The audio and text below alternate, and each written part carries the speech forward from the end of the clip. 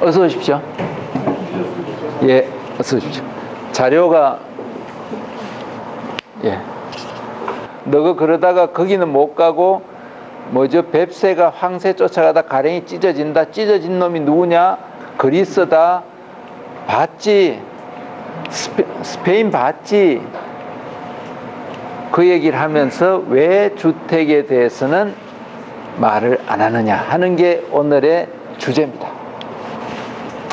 저는 왜 우리가 거기까지 밖에 못 가느냐 하는 이야기를 세 가지 이유로 설명을 드리려고 합니다.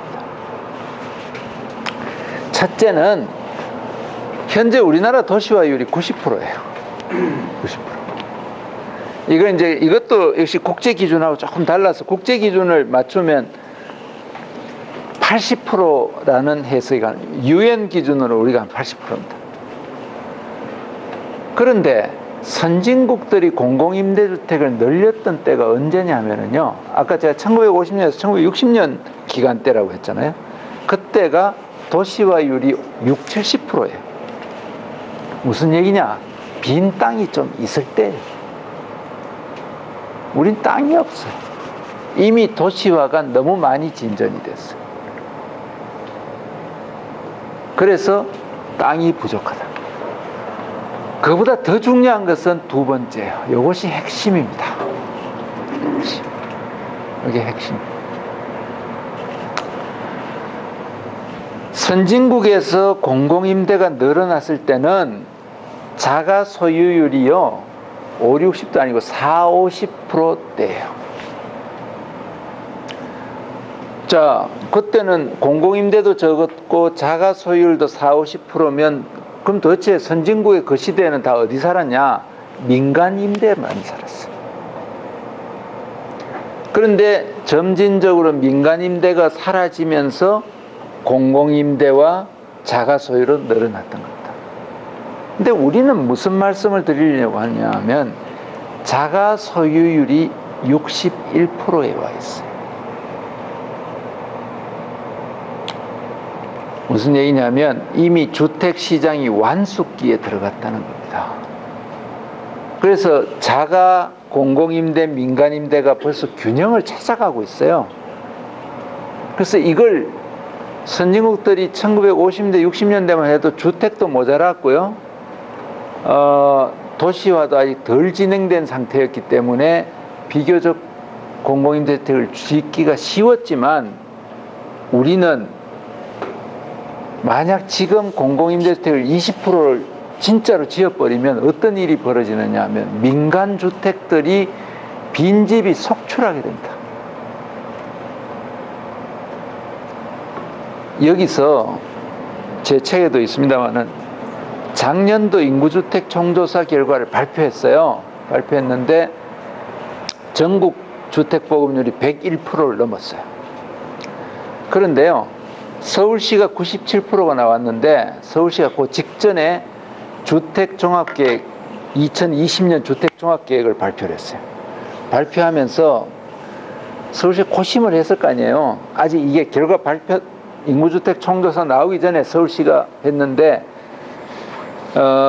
서울시정개발연구원에서는 주택 보급률이 서울시가 한 90, 한 뭐 5~6% 될 거다 그랬는데 서울시 입장에서 그렇게 많이 하면 안 된다. 그래야 집을 좀 더 짓고 할 거 아니야 해서 이걸 더 낮춰서 발표를 했어요.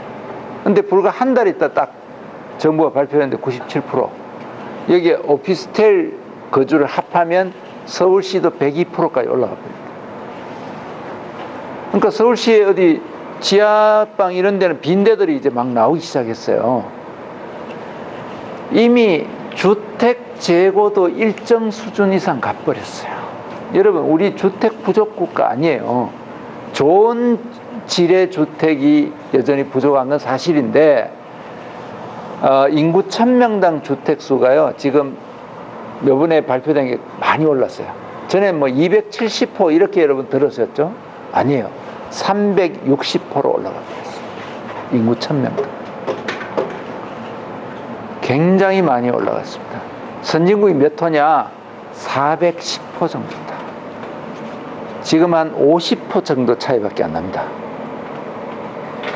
그래서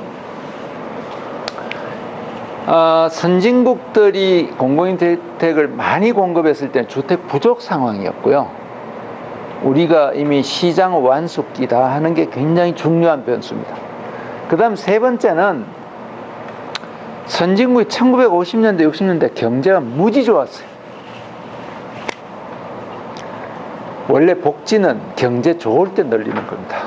근데 우리는 경제가 무지 좋을 때 조금만 더 벌면 돈 쓸게 그러고 참으라 그랬어요.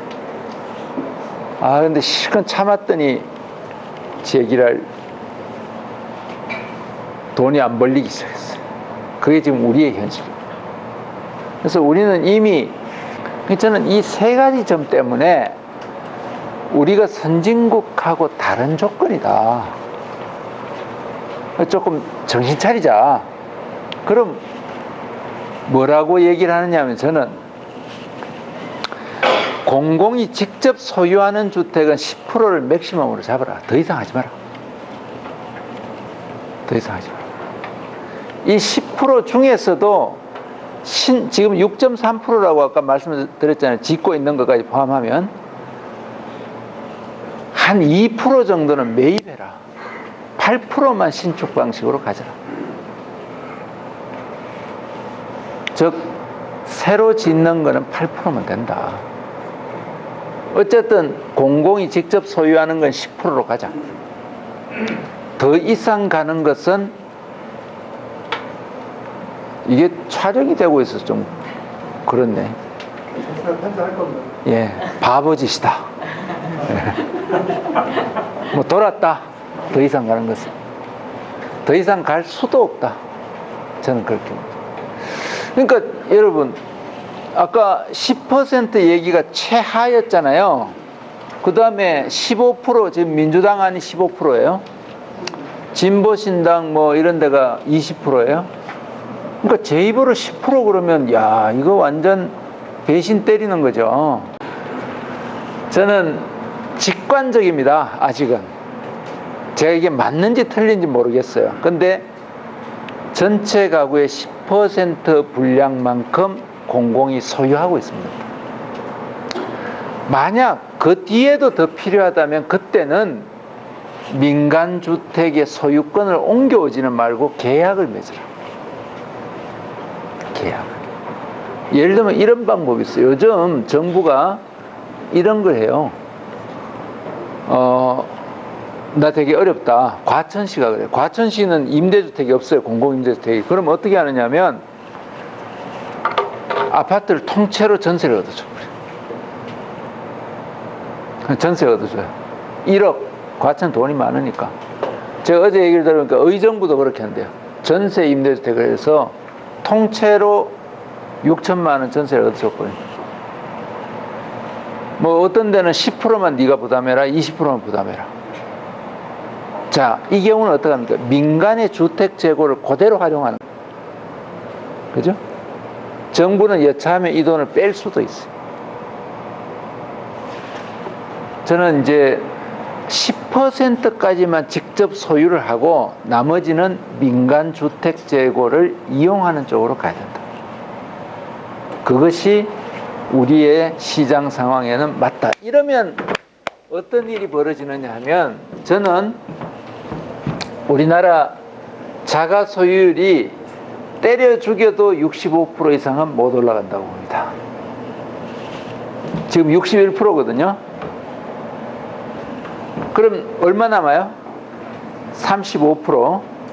35% 중에 10%는 공공임대주택이 하자고요.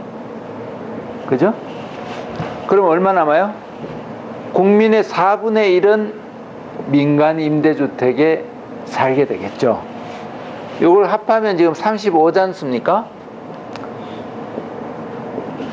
그런데 만약 그래도 시장이 좀 불안하고 좀 그렇다면 여기 있는 걸 반점 5%를 요리 옮겨오자 이거예요. 즉 계약 임대주택 방식으로 옮겨오자. 그럼 어떻게 됩니까? 20대 15. 전체 세 사는 사람 중에서는 얼마 정도에? 약 40%. 전체 세 사는 사람 중에 한 두 집 중에 한 집 정도가 공공 소유의 주택 또는 공공과 계약을 맺은 주택에 살 수 있으면 그 정도 되면 천국이야. 그 정도 되면. 더 가면 좋겠는데 더 가긴 어렵다. 이게 제 입장입니다.